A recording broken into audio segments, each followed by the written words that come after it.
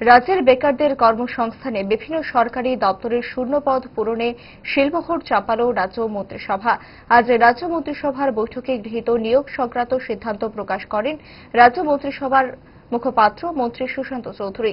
সচিবালয়ের কনফারেন্স হলে আয়োজিত সংবাদ সম্মেলনে মন্ত্রী সুশান্ত চৌধুরী জানান, রাজ্য সরকারের মুদ্রণ দপ্তরে গ্রুপ সি ক্যাটাগরিতে নিয়োগ করা হচ্ছে 27 জন টেকনিক্যাল কর্মী। তাদের নিয়োগ করা হবে জেআরবিটির মাধ্যমে।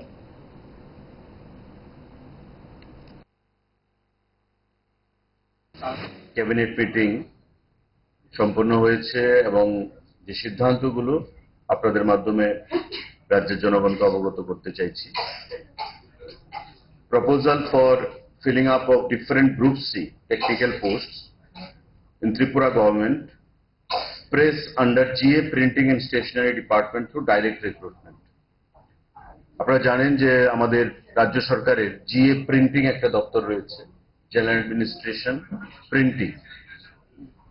এই জেনারেল অ্যাডমিনিস্ট্রেশন প্রিন্টিং দপ্তরের অধীন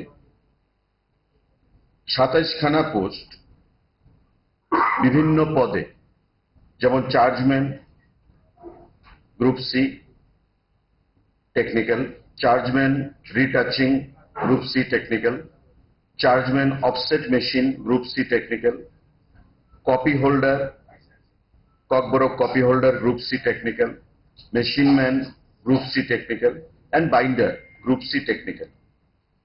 এমন বিভিন্ন টেকনিক্যাল পোস্টে 27 জন নিয়োগ করা হবে। আজকে আমাদের ক্যাবিনেট মিটিং এ এই সিদ্ধান্ত গ্রহণ করা হয়েছে এবং সম্পূর্ণ যে রিক্রুটমেন্ট প্রসেস সেটা সম্পন্ন হবে through joint recruitment board of Tripura, JRBT.